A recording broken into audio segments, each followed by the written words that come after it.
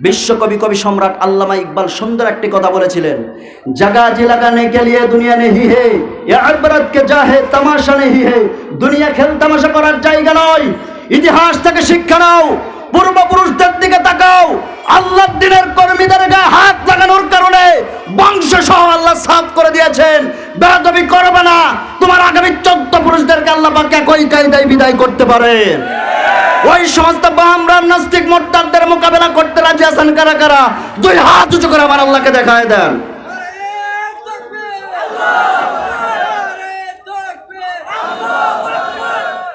আল্লাহ সকলের হাতকে কবুল করুন, বলুন আমিন। সম্মানিত হাজিরিন, যে কথা বলতেছিলাম, আল্লাহ রাব্বুল আলামিনের প্রতি ঈমান আনতে গেলে 1 নম্বরে তাহলে জাতের ব্যাখ্যায় বলছে 1 নম্বরে কুল হুয়াল্লাহু আহাদ।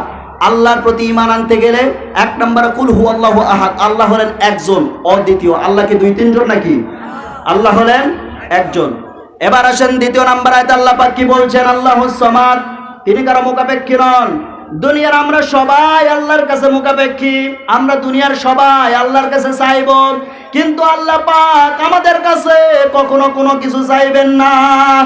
এখন প্রশ্ন আসতে পারে, হুজুর তাহলে আমরা যে নামাজ রোজা পড়ি এগুলো কি? আমার মুসলমান ভাইরা, এর নামাজ রোজা হচ্ছে আমাদের রিজিকের ব্যবস্থা করে দেয় আল্লাহ পাক। অনেকে হয়তোবা চিন্তা করতে পারি এইরকম, হয়তোবা নামাজ রোজার মাধ্যমে হয়তোবা আল্লাহ খাবার পান। কি পান? কথা বলেন না কেন? কি পান? খাবার পান। এইটা আসলে ভুল চিন্তা। আমার মা ছোটবেলা একটা কথা বলতো যে নামাজ পড়লে খাওয়া পাওয়া যায়, নামাজ পড়লে খাওয়া পাওয়া যায়। আর মাঝে মধ্যে একটা গল্প বলতো, গল্পটা ছিল এইটা, নামাজ পড়লে খাওয়া পাওয়া যায়। এক ছেলেকে তার মা বলছে, ওই ছেলে প্রথম ওয়াক্ত মসজিদে গিয়েছে, তাবারক পেয়েছে। দ্বিতীয় ওয়াক্ত আবার গিয়েছে, প্রত্যেক ওয়াক্তে কি তাবারক আসে? সব ওয়াক্তে তো আর তাবারক আসবে না। এবার দ্বিতীয় ওয়াক্তে যখন গিয়েছে তাবারক পাই নাই, বাড়িতে এসেছে, মাকে ডাকতে বলছে, মা তুমি তো বললে নামাজ পড়লে খাওয়া পাওয়া যায়, আমি তো নামাজ পড়লাম কিন্তু কোনো তো খাবার পেলাম না। এবার মা ডাকতে বলছে, ঠিক আছে তুমি মসজিদে গিয়ে নামাজ পড়ে যদি কোনো তবারক না পাও তাহলে তুমি কি করবে? তুমি বাড়িতে আসবে, আসার পরে বিছানার চাদরের নিচে তুমি এখানে এসে খাবার পাবে। এবার ছেলে ডাকতে বলছে, ঠিক আছে মা তাই হবে। প্রত্যেক ওয়াক্তে ছেলে নামাজ পড়ে আর বিছানার চাদরের নিচে মা খাবার রেখে দেয়। কিন্তু হঠাৎ করে একদিন মা বেড়াতে গিয়েছে, কয়েকদিন যাওয়ার পরে যখন বাড়িতে ফিরেছে, এবার ছেলেকে ডাকতে বলছে, বাবা রে তুমি কি নামাজ পড়েছো নাকি? এবার ছেলে ডাকতে বলছে, হ্যাঁ মা আমি নামাজ পড়েছি। এবার মা ডাকতে বলছে, তবারক পেয়েছো নাকি? এবার বলছে, হ্যাঁ মা পেয়েছি, তবে আশ্চর্যের বিষয় হলো এতদিন পেয়েছি একটা করে, কিন্তু তুমি যাওয়ার পর থেকে আমি এখানে খাবার পেয়েছি প্রত্যেক দিন 2 প্যাকেট করে। বলেন সুবহানাল্লাহ। যদি এটা কোরআন হাদিস না, কিন্তু শিক্ষণীয় কথা। আমার মায়ের গল্পটা বলতো আর বলতো নামাজ পড়লে খাওয়া পাওয়া যায়।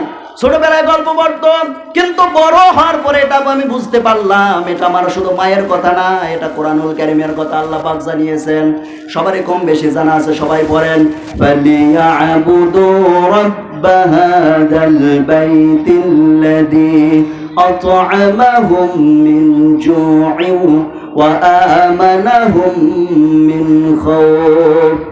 আল্লাহ পাক জানিয়েছে, তোমরা যদি ঘরের রব, ঘরের রব বলতে কাবা ঘরের রবের কথা বলা হয়েছে। কাবা ঘরের রবকে আল্লাহ পাকের যদি তোমরা ইবাদত করতে পারো তাহলে আল্লাহ পাক তোমাদেরকে 2টা জিনিস দেবেন।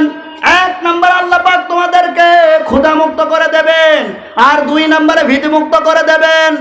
1 নম্বরে ক্ষুধামুক্ত হওয়ার জন্য খাবারের প্রয়োজন। কিসের প্রয়োজন? তার মানে আল্লাহ পাক এখান থেকে বুঝাইয়া দিলেন, তোমরা যদি নামাজ পড়ো তোমাদের রিজিকের যিনি ব্যবস্থা করে দিবেন, চিৎকার করে বলেন তিনি কে? আল্লাহ পাক তোমাদের রিজিকের ব্যবস্থা করে দেবেন। তাহলে এখান থেকে বোঝা গেল আমরা দুনিয়ার সবাই আল্লাহর কাছে মুখাপেক্ষী, কিন্তু আল্লাহ কারো কাছে মুখাপেক্ষী নন। এই গেল আল্লাহুস সামাদ। এবার আসেন লাম ইয়ালিদ ওয়া লাম ইউলাদ, তিনি কাউকে জন্ম দেন না এবং তিনিও কারো কাছ থেকে জন্ম নেন নাই। ওয়া লাম ইয়াকুল্লাহু কুফুয়ান আহাদ, আকাশ এবং জমিনে তার সমতুল্য, তার সমকক্ষ কেউ নাই। পড়েন সুবহানাল্লাহ। তাহলে 1 নম্বর আল্লাহর অস্তিত্বে বিশ্বাস, 2 নম্বর আল্লাহর সিফাত তথা গুণাবলীতে বিশ্বাস। আল্লাহর গুণাবলীর নাম সংখ্যা কত? কথা বলেন না কেন? কেউ জানেন না আল্লাহর গুণাবলী কয়টা? 99টা আমাদের জানা, কিন্তু মুফাসসিরিনে কেরামগণ বলেছেন আল্লাহ পাকের নাম হলো 5000। কত হাজার? 5000।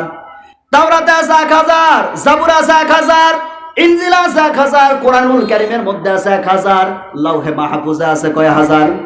1000। এই টোটাল হলো 5000। কোন আবার মুফাসসিরগণ বলেছেন আল্লাহ রাব্বুল আলামিনের টোটাল 10000 সিফাতি নাম রয়েছে। বলেন সুবহানাল্লাহ।